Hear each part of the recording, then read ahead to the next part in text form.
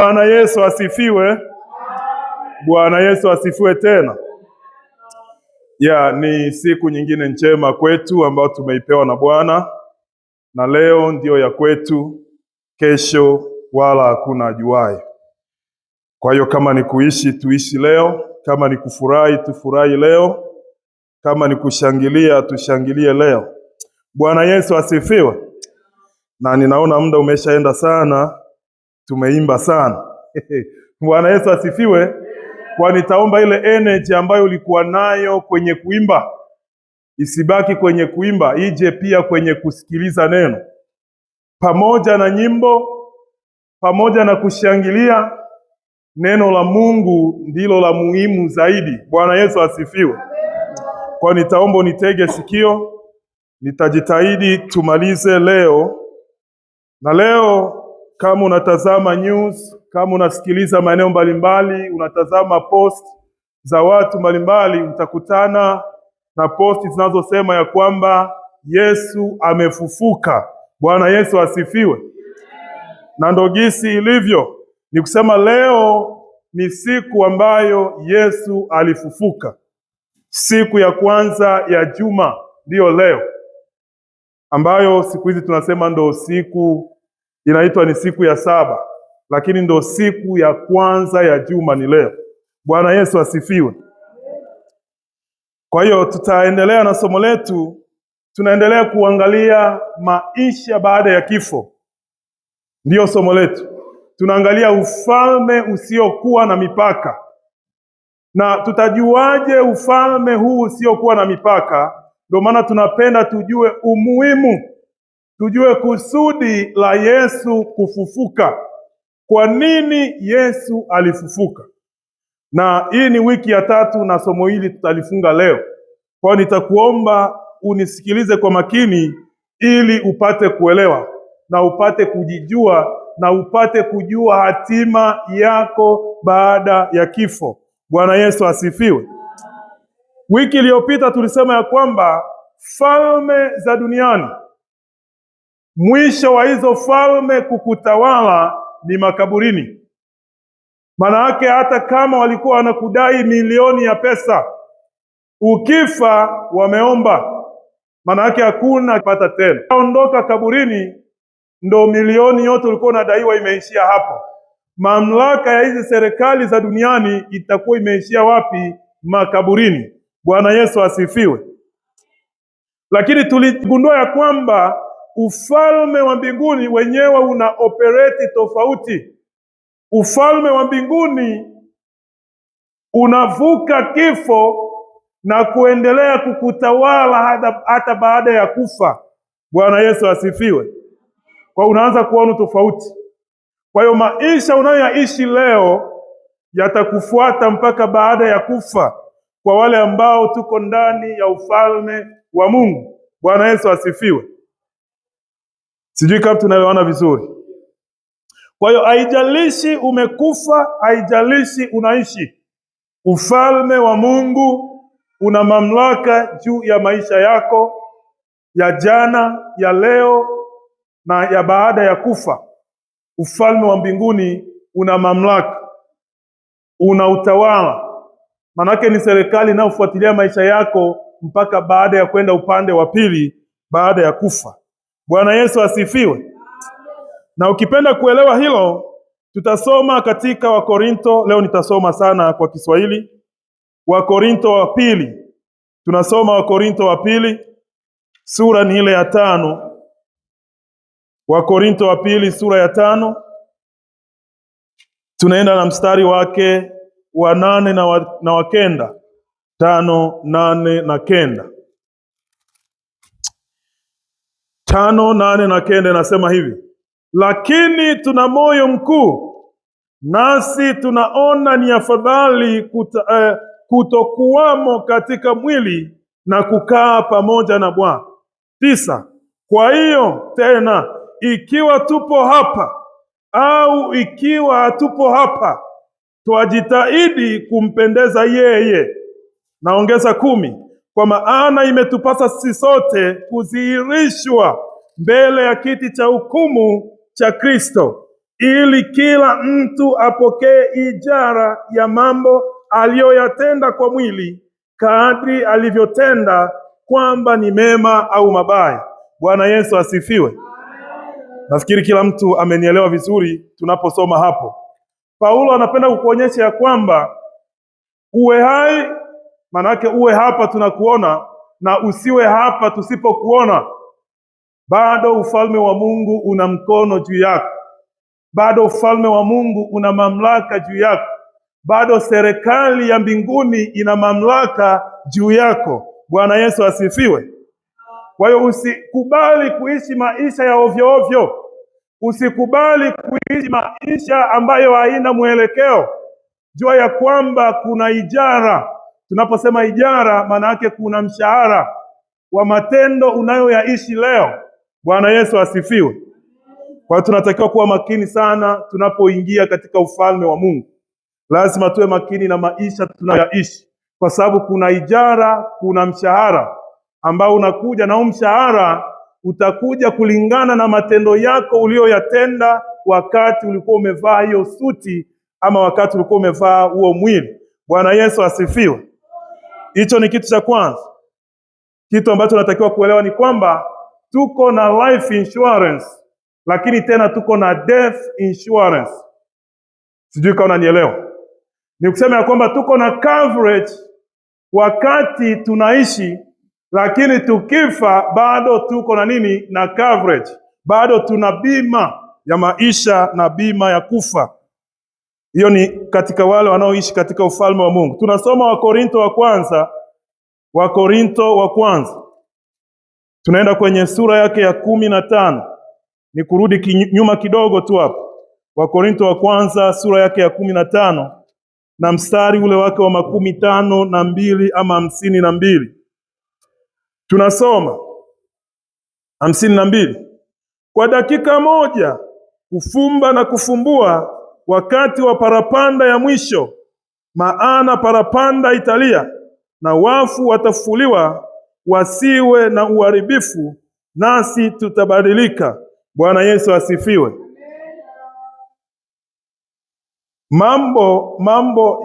Jambo lililomfanya Paulo aandike haya maneno ni kwa sababu Yesu alifufuka. Yesu asingefufuka, Paulo asingekuwa na ujasiri wa kuandika hizi barua kwa maneno ya namna hii. Bwana Yesu asifiwe. Kwa kilichompa jeuri Paulo ya kuandika ya kwamba kuna siku parapanda italia, kuna siku Mungu ataita watu wake na watafufuliwa na wengine watabadilika. Bwana Yesu asifiwe. Tunaendelea. Pointi ya 3.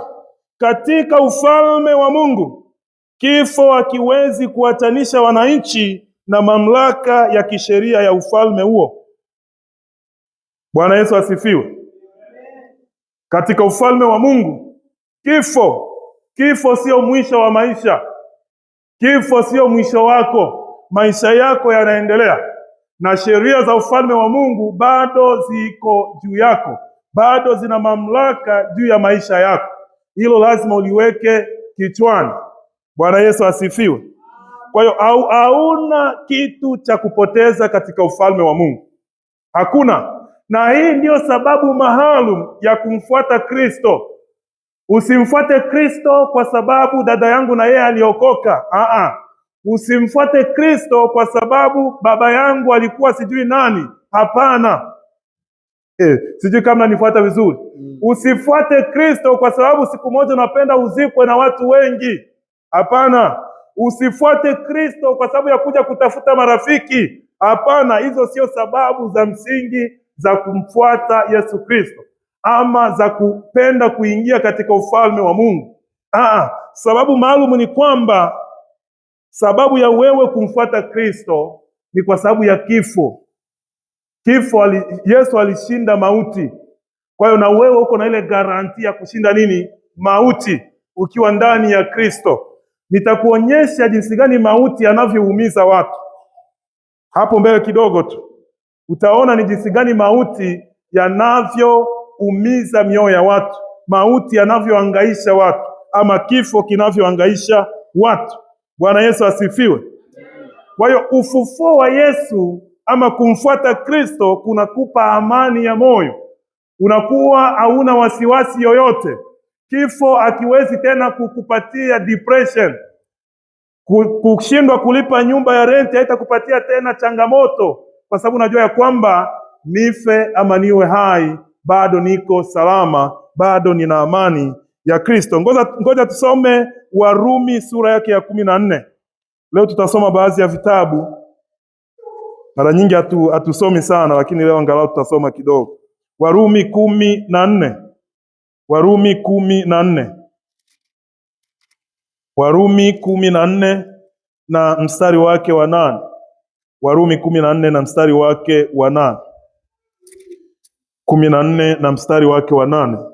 Imeandikwa hivi: kwa maana kama tukiishi, twaishi kwa Bwana, au kama tukifa, twafa kwa Bwana. Basi kama tukiishi au kama tukifa, tu mali ya Bwana. Bwana Yesu asifiwe. Kwa hiyo maisha unayoyaishi usiyaishi ili kunitishia mimi, usiyaishi ili kunifurahisha mimi. Mimi ninaweza nikakupigia makofi kwa sababu umefanya vizuri, lakini kama mfalme wa mbinguni hajakupigia makofi, haujaenda sehemu yoyote, hakuna chochote ulichokifanya. Kwa hiyo maisha yako uyaishi kwa ajili ya Bwana. Bwana Yesu asifiwe. Na Paulo anazungumza vizuri sana, uwe umekufa ama unaishi, yote unatakiwa yawe kwa ajili ya Bwana. Bwana Yesu asifiwe. Sijui kama mnanipata vizuri, sijui kama tunaelewana. Tunazungumza sana kifo, lakini tunapenda tuonyeshe ya kwamba kifo haina nguvu yoyote juu yako. Usiwe unaogopa tena unaposikia habari za kifo.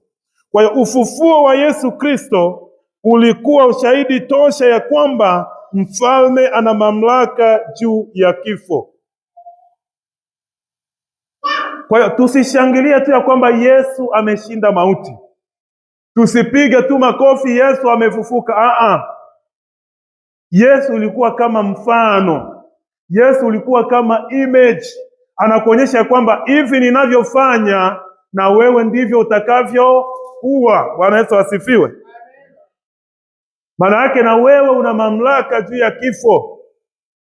Kama mfalme wako ana mamlaka juu ya kifo, basi jua ya kwamba na wewe una mamlaka juu ya kifo. Hicho ni kitu ambacho natakiwa uweke kichwani. Ufufuo wa Yesu Kristo ulikuwa ushahidi tosha ya kwamba mfalme ana mamlaka juu ya kifo. Kwa hiyo mtu anapokufa ndani ya Kristo, mtu akifa ndani ya Kristo, mtu akifa ndani ya ufalme wa Mungu, huyo mtu amekuwa tu amebadilisha upande. Bwana Yesu asifiwe. Maana yake ametoka huu upande ambao tunamuona, anaingia kwenye upande ambao hauonekani. Na mtu akifa ndani ya Kristo, kwetu sisi ambao tuko ndani ya ufalme wa Mungu, kiuhalisia tusingepaswa kuhuzunika. Hiyo ndo halisia. Lakini shida ni kwamba watu wana emotions, watu wana hisia, ndo shida inapotokea. Lakini kiuhalisia mtu akifa ndani ya Kristo asingetakiwa watu asingetia hata vilio. Lakini tunatia vilio kwa sababu ya emotions na masantima ambazo watu wako nazo. Bwana Yesu asifiwe. Na nitakupatia mfano mmoja. Ukifuatilia historia zetu za kale, utagundua ya kwamba mtu akifa mkubwa, mzee akifa kwenye mji, kwa sababu watu hawakuwa wanakufa sana kama watu wanavyokufa sana siku hizi. Mtu akifa, utagundua ya kwamba ile taarifa ilikuwa haiendi kwa watu wote. Ni baadhi ya watu ndo wanajua ile taarifa ya mtu amekufa. Na wanapoenda kufanya maziko, mji mzima haujui. Kwa hiyo maziko yanafanyika huko, kila kitu wanafanya huko, wanamaliza. Nyinyi wengine mnaambiwa tu taarifa ya kwamba mtu fulani alisafiri. Bwana Yesu asifiwe. Sijui kama unanielewa. Inawezekana hawa watu walikuwa wana uelewa wa hivi vitu. Mtu akifa hakuna vilio, amesafiri.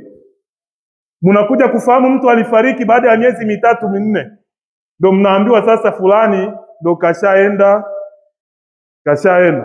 Nyie huku mlikuwa mniambiwa tu alisafiri. Bwana Yesu asifiwe. Lakini siku hizi mtu akifa na watoto na wanani na yani inakuwa ni vitu vya ajabu ajabu. Sijui kama mnanielewa vizuri. Kwa hiyo utagundua ya kwamba hao watu tayari walikuwa na information ya hivi vitu. Mtu akifa kwao haikuwa huzuni, ilikuwa ya kwamba yes, amemaliza kazi yake, ameenda kutulia, anaendelea na maisha mengine huko. Bwana Yesu asifiwe. Lakini siku hizi mtu akifa, mnaambiwa nyie wote mvae nyeusi. Ukija umevalia zako nyeupe, watu wanakuona kama ujamaa vitu gani? Haoni kama watu wanalia. Bwana Yesu asifiwe. Lakini haya mambo ya mavazi sijui nani alianza. Mtu akifa, vaa unavyojisikia kuvaa, haina shida yoyote. Hakuna shida yoyote. Hususan kwa wale ambao wamekufa ndani ya Kristo, ndani ya ufalme wa Mungu, ni kusema kwamba ni sherehe. Wamemaliza kazi, wamemaliza mwendo, wanaendelea na maisha mengine baada ya hapo. Bwana Yesu asifiwe. Kwa hiyo Yesu ana nguvu juu ya kifo. Na ukimwamini Kristo, ukiamini maneno yake na kuyashika, jua ya kwamba na wewe una nguvu juu ya kifo. Ngoja tusome ahadi ya ufufuo kwenye Isaya 53. Ya ahadi tayari ilikuwepo na tulisoma baadhi ya haya maneno last week. Leo tunaendeleza kipande kingine hapo. Isaya 53. Tunaanza 12 mpaka Isaya 54:1. Tunaanza. Kwa hiyo nitamgawia sehemu pamoja na wakuu, naye atagawanya nyara pamoja nao walio hodari, kwa sababu alimwaga nafsi yake hata kufa, akahesabiwa pamoja na hao wakosao. Walakini alichukua dhambi za watu wengi na kuwaombea wakosaji. Imba wewe uliyetasa, wewe usiyezaa, paza sauti yako kwa kuimba, piga kelele, wewe usiyekuwa na utungu, maana watoto wake aliyeachwa ni wengi kuliko watoto wake yeye aliyeolewa, asema Bwana. Bwana Yesu asifiwe. Amen. Hii ni ahadi inayotuonyesha jinsi gani Yesu atafufuka baada ya kufa. Kwa hiyo siku ile isingetakiwa watu walie. Ndio maana leo tunapiga shangwe, Yesu amefufuka. Lakini tujiulize kwanza kidogo. Bwana Yesu asifiwe. Ingilikuwa seme ni tukio, sisi ndo tunashuhudia lile tukio, Yesu amekufa, ungilipiga makofi ama ingilikuwaje? Ungilishangilia ama ingilikuwaje? Bwana Yesu asifiwe. Amen. Kama tunavyoimba leo aboto Galilaya sijui tu gani, ungeliimba ama ungelikuwa kwenye machozi? Bwana Yesu asifiwe. Amen. Kwa hiyo Friday iliyopita watu walilia, lakini leo watu wanacheka kwa sababu nini? Amefufuka. Kwa hiyo mtu akifa ndani ya ufalme ni ile inatuonyesha ya kwamba atafufuka. Kwa ni lazima tuwe na tumaini, ni lazima tuwe na moyo, kama Paulo anavyosema ya kwamba tuna moyo mkuu sisi ambao tuko ndani ya Yesu Kristo. Ngoja tuendelee kuona sasa hofu kubwa ya mwanadamu ni nini. Tukiulizana humu ndani, kuna watu kwa sababu hawajalipa rent mpaka leo tarehe 5, watakwambia hofu alionayo sasa hivi ni ya kulipa rent. Bwana Yesu asifiwe. Wengine kwa sababu sijui hawajafanyiwa vitu gani, watasema ndo hofu alionayo. Wengine sijui ni mambo gani ya kuenda, ndo hofu. Lakini leo tutagundua hofu kubwa alionayo mwanadamu ni kitu gani. Kipunguzo cha pamoja cha karibuni kila mwanadamu ni kifo, ni mauti. Kipunguzo cha pamoja kwa Kifaransa ndio tunaita dénominateur commun. Mathématique, equation ya second degré, premier degré, tulikuwa tunasoma kitu kimoja wanaita dénominateur commun. Ndio inaitwa kipunguzo cha pamoja. Maana yake ni kitu ambacho kinatuunganisha sisi wote kwa pamoja. Bwana Yesu asifiwe. Amen. Humu ndani kila mtu na muda na saa yake atakufa. Humu ndani sisi wote. Maana yake hauwezi kukwepa. Kwa sababu ni denominateur commun ya kila nani? Ya kila mwanadamu. Lazima ujue hilo. Kwa hiyo hauwezi kwenda aseme mimi sijui vitu gani. Lakini pia kisawazishaji kikubwa cha watu wote ni kifo. Kwa hiyo kitu kinachowafanya watu wote kuwa sawa ni kifo. Uwe tajiri, uwe maskini, uwe mnene, uwe mwembamba, mrefu, mfupi, sijui umesoma, umefanya vitu gani, linapokuja swala la kifo sisi wote tuko kwenye laini moja. Bwana Yesu asifiwe. Sijui kama mnanielewa. Ama wewe una mipango mingine ya kwenda tofauti kidogo. Kitu pekee mwanadamu hawezi kusimamisha, hawezi kuahirisha, hawezi kukwepa, hawezi kudharau ni kifo. Bwana Yesu asifiwe. Amen. Unajua mimi leo sitaki, mauti kisha kwambia leo ndo siku yako, ndo umeenda hivyo.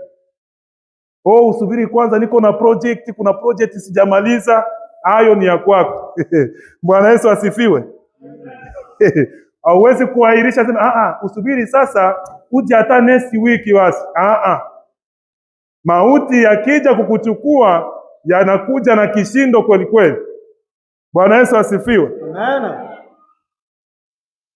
Kifo ni suluhisho ya mwisho ya maisha. Kifo. Mie ndo dictateur, mimi ndo hivi, nye mumuache tu. Bwana Yesu asifiwe. Amen. Siku mauti itakuja ndo udikteta wote unafanyaje? Unaenda na maji. Yule mtu ashatuuzi sana, anatusumbua sana kwenye jamii. Nye mumuache tu. Kifo kikija ndo anaenda. Ndo suluhisho. Kwa hiyo kifo muda mwingine kinakuja kutatua matatizo. Kuna mtu ni tatizo kwenye jamii. Kifo kikimpeleka yale na matatizo yake yote anaenda na maji.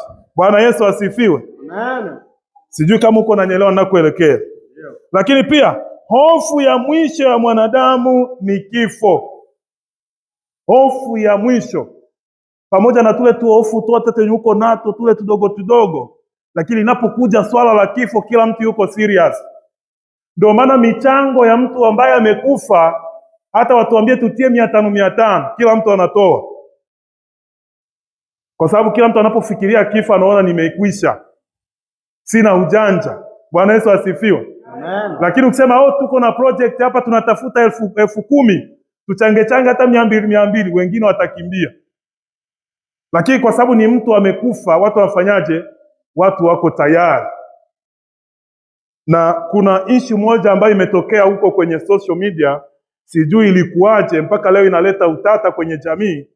Pale Kinshasa, sijui kama mlifuatilia. Kuna dada mmoja ndio ilikuwa mara yake ya kwanza kujifungua. Sasa ikawa kasheshe kweli kweli. Sisi ambao tuwahi kufanya zile kazi ndio tunajua pilika zake. Lakini tuna regrete kwa sababu sijui nani alifilme ile filme akaileta mpaka kwenye social media, ndio kitu mimi sielewi ilikuwaje. Lakini daktari sasa hivi yuko machachani, mara afungwe, alipe milioni, sijui vitu gani. Kwa sababu gani? Kulikuwa shida ya kifo. Daktari alifanya maamuzi ambayo muda mwingine yanafanyika sio kwa yule dada, kwa watu wengi yale maamuzi yanafanyika hospitali. Ili tupate suluhisho, ili tuondokane na kifo. Sasa shida ni video ambayo imetokea ikatuletea hasara mpaka leo daktari mara afungwe, sijui afanye nini, hawezi ukapiga mtu, hawezi, lakini shida ilikuwa ni nini? Kifo. Yule mwanadada alikuwa amebaki masaa 2 afe. Kwa hiyo ilibidi daktari atumie juhudi ambazo sio za kibinadamu tena ili mtu asife. Bwana Yesu asifiwe. Kwa unaona kifo, hofu ya mwisho ya mwanadamu. Mpaka daktari analia mbele ya watu. Kwa hiyo wema wangu sasa ndio unaniingiza kwenye haya mambo. Bwana Yesu asifiwe. Mpaka sasa sijui ana regretangi nilimwacha tu kama ni kufa afe, lakini kwa sababu watu wanasaini makaratasi ya kwamba kazi yetu ni kuhakikisha mtu anapona, alichukua maamuzi ambayo sio yenyewe, lakini afadhali yule dada alijifungua na mtoto yupo na kila mtu anaendelea na maisha yake. Bwana Yesu asifiwe. Amen. Naongeza tena kwenye nguvu ya kifo ili upate kuelewa kifo ndo appointment pekee ambayo kila mwanadamu analazimika kuheshimu. Ninaweza nikakualika leo kwangu ukanipa excuse ya mingi sana. Unajua nina kazi, unajua kuna hiki, unajua kuna kile, tupange basi hata siku nyingine basi. Unaanza excuse. Mauti ikija kwako hakuna nini? Mauti kishapanga appointment kwako ndo imeisha. Kwa ni appointment ambayo kila mwanadamu analazimika kuheshimu. Hautasema mimi ni mjanja na mali na hela na nini, lazima mauti ikikufuata. Na naposema mauti inakufuata, mauti sijui ni definire aje. Mauti ikija kwako maana yake hauna pa kukimbilia. Hakuna kitu ambacho kinadumu kama kifo. Kifo kinashikilia wanadamu, uende wapi, utoke uko nacho. Uenjoy maisha, sijui umelala, kifo kinakusubiria tu. Nasema kuna siku yako tu. Kifo kinadumu. Yaani kina mkakati wa hali wa juu sana. Lakini kitu cha mwisho ambacho nipenda kuhusia hapa ni kwamba hakuna kitu kinatufanya tuonekane watu ambao hawana msaada wowote. Kifo. Mtu akifa hapa, tuseme kwa mfano umegharimu $50,000 ili huyo mtu apone. Lakini kwa sababu ndo mauti ilikuwa ishasema ndo siku yako, huyo mtu akaondoka. Kwa hiyo zile $50,000 ambazo ulizitoa zinaonekana nini? Bure. Bwana Yesu asifiwe. Kwa hiyo msaada wote ambao unaweza ukatoa ili kupingana na kifo unaonekana useless. Chochote kile unajua sema ninaweza nikafanya ili mtu, lakini kama kifo ndo kimekuja, hata ugharimu nini, hata utembee wapi, hata ufanye nini, unaonekana ya kwamba msaada wako hauna maana yote. Bwana Yesu asifiwe. Tunaelekea mwishoni, najitahidi kwenda haraka kwa sababu ya muda ili tuheshimu muda wetu. Kwa hiyo kitu pekee ambacho unaweza kufanya kuhusiana na kifo ni kujiandaa nacho. Kwa ni lazima ujiandae na kifo. Pamoja na hivyo vitu vyote ambavyo nimehesabu hapo juu ya kifo, kitu pekee ambacho unaweza kufanya leo ni kujiandaa na hicho kifo. Sasa tunajiandaaje na kifo? Bwana Yesu asifiwe. Na hapa ndo swala la ufufuo linaanza kuonekana kuwa na umuhimu. Lazima na wewe ujifiche ndani ya wale ambao watafufuka. Kwa sababu hakuna ujanja mwingine ambao unaweza ukafanya. Njia pekee ya wewe kukwepa kifo ni kutafuta njia ya ufufuo. Ni kutafuta njia jinsi gani utafufuka baada ya kifo. Bwana Yesu asifiwe. Na ndio maana nimesema hii ndiyo sababu maalum ya kumfuata Yesu Kristo. Kama ulimfuata Yesu Kristo kwa ajili ya marafiki, ya kutengeneza marafiki, sehemu zote unaweza kutengeneza marafiki. Kama ulimfuata Yesu Kristo ili uzikwe na watu wengi, maeneo mengine unaweza ukazikwa na watu wengi.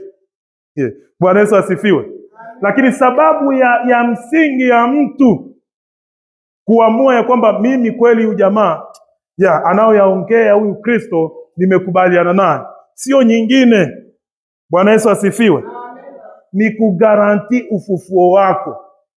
Ni kusema kwamba hata kama nitakufa lakini nitafufuka. Bwana Yesu asifiwe. Na kama ukifuata mafundisho tulisema ya kwamba unaweza ukajidai ya kwamba nilizaliwa, ninaishi na siku moja nitakufa, lakini ili uwe na neno la kusema ya kwamba nitafufuka, ni Yesu pekee ndiye aliyeleta hiyo concept ya kufufuka. Ya kwamba nitafufuka siku ya tatu. Nitafufuka siku ya tatu. Kila wakati Yesu alizungumza habari za kifo, alikuwa akiongeza ya kwamba na nitafufuka. Bwana Yesu asifiwe. Lakini wengine wote hapa tunaweza tukaishia tu kusema nitakufa. Habari za kufufuka hizo watu walikuwa hawana nguvu. Lakini kama leo tunaweza sema na nguvu zetu zote ya kwamba nitafufuka, ni kwa sababu ya Kristo. Kwa sababu ya Kristo vipi? Bwana Yesu asifiwe. Amen. Wakati Mungu alimuumba mwanadamu, tulisema ya kwamba aliumba kifo na akaumba maisha, na haya maisha aliyaweka ndani ya mwanadamu. Mwanadamu akaanza kuishi, lakini mauti yalikuwa pembeni. Alafu Mungu akamwambia huyu mwanadamu ya kwamba ukienda kinyume na sheria zangu, ukiasi, utakuwa umepatia mauti nafasi. Bwana Yesu asifiwe. Na bahati mbaya tunaona story inavyoenda ya kwamba baada ya muda huyu mtu aliasi, na baada ya kuasi yale mauti yakapata nafasi ndani ya mtu. Na ndio maana Paulo anasema ya kwamba mshahara wa dhambi ni mauti. Bwana Yesu asifiwe. Kwa hiyo kinachopatia mauti nafasi sio kitu kingine, ni dhambi. Sasa Yesu alipokuja duniani, Biblia inatuambia kwamba hakukuwa na dhambi. Maana yake nini? Yesu angeliendelea na ile status yake ya kutokuwa na dhambi mpaka leo miaka 2000, Yesu angelikuwa bado anatembea duniani. Maana yake asingekufa. Sijui kama mnanielewa vizuri. Kwa sababu kinachofanya mwanadamu wafe ni dhambi. Bwana Yesu asifiwe. Sasa yeye hakukuwa na dhambi. Sasa kwa nini Yesu alikufa? Yesu alikufa baada ya kuchukua dhambi za wanadamu. Bwana Yesu asifiwe. Sijui kama mnanielewa vizuri ama nazungumza mwenyewe. Ngoja nisome ile Isaya tena ili upate kuelewa vizuri. Inazungumza hivi: walakini alichukua dhambi za watu wengi na kuwaombea wakosaji. Hiyo ndiyo sababu ambayo ilimfanya Yesu afe. Lakini Yesu asingekufa kama asingalichukua dhambi, kwa sababu dhambi ndo zinafanya mauti yaingie. Kwa kinachopatia mauti nguvu ni dhambi. Sasa yeye dhambi hakukuwa nazo. Kwa hiyo kilichomfanya Yesu afe sio kitu kingine, ni dhambi.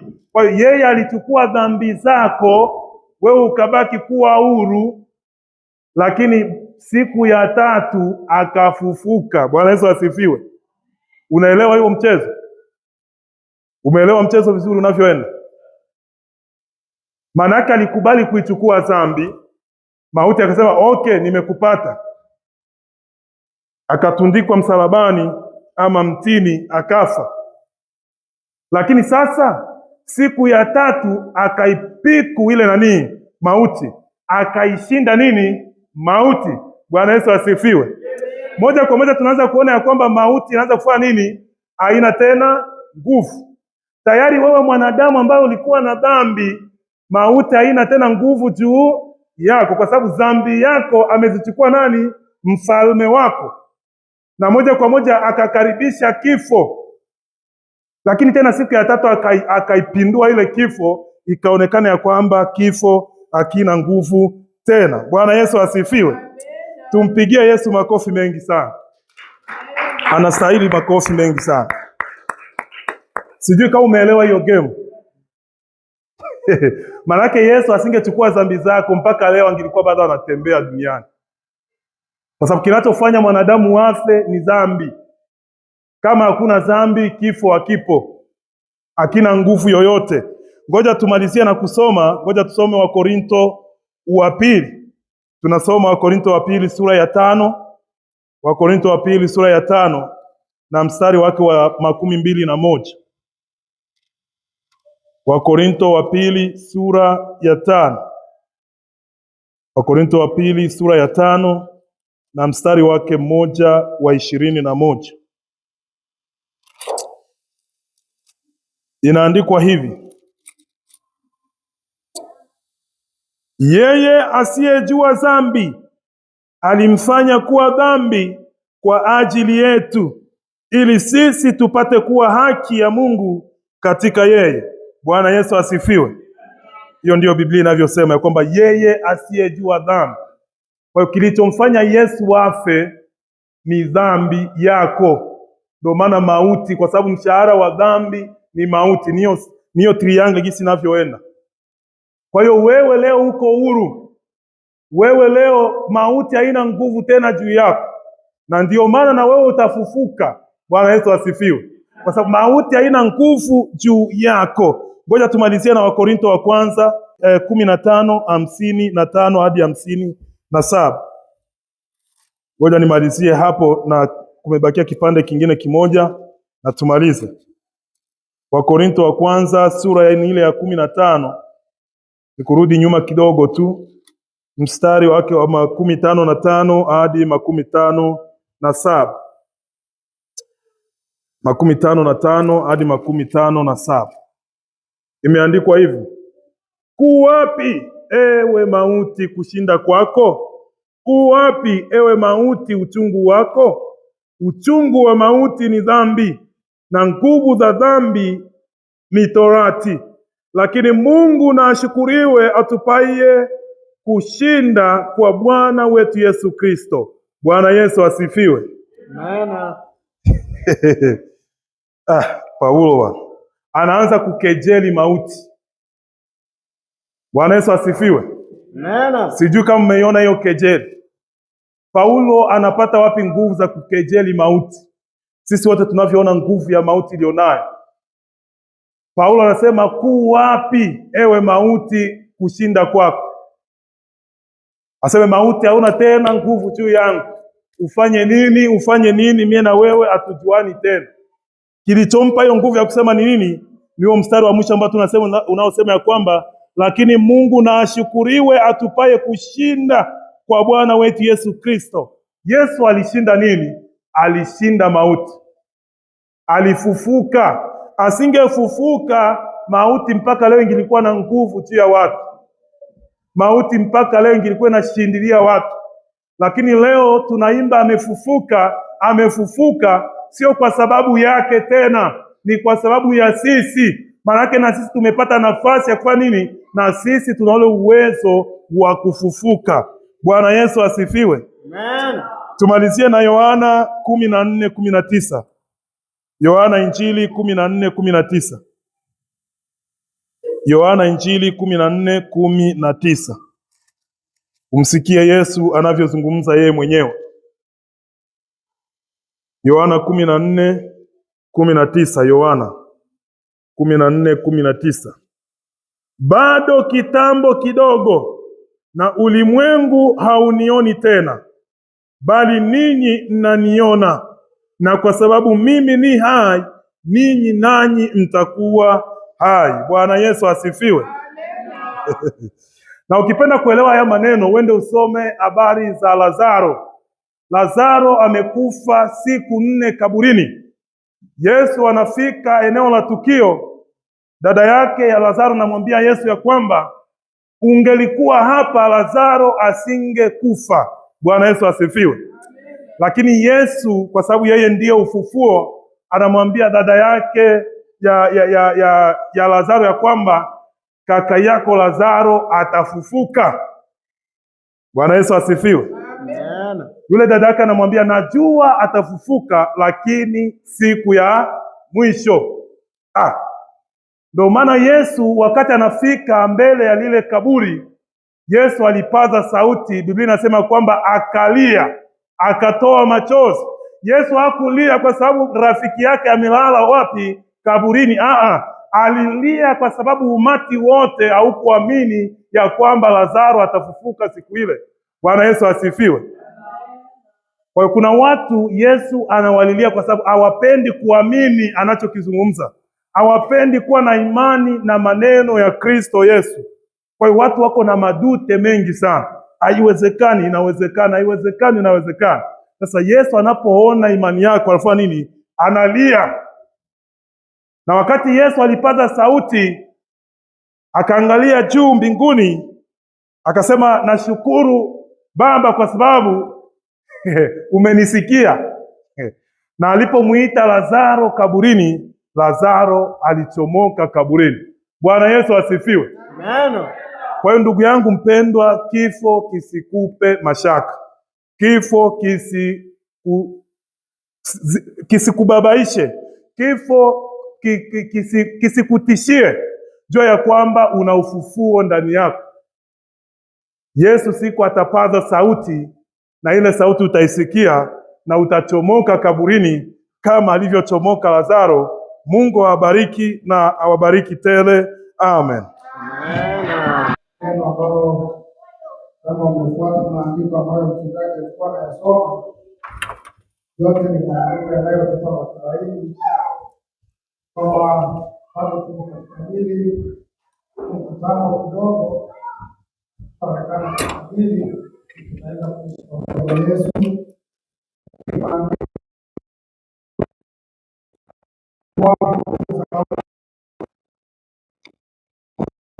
Kuwa na nguvu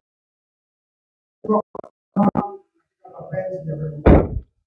Kifo kitakupa wasiwasi endapo utashindwa kutii maagizo ya Yesu Kristo. Lakini ukisimama katika mapenzi ya Mungu, tii amri za Mungu, kifo hakina mamlaka juu yako.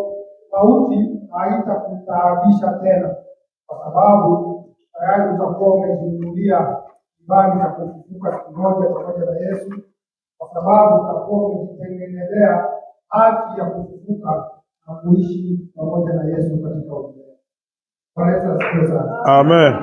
Hivyo wote ambao ya leo, kila mmoja aanze kufikiria kipi ambacho unakifanya ambacho kitaendelea kuweka mauti kuwa na nguvu.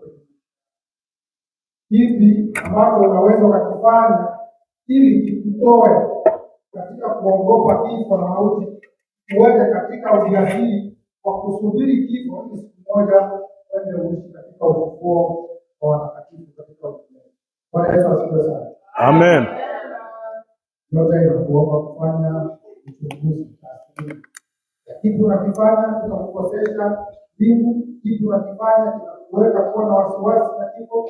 Kipi unaweza ukakifanya kitakupa haki ya kupata ufufuo? Tunaendelea vizuri.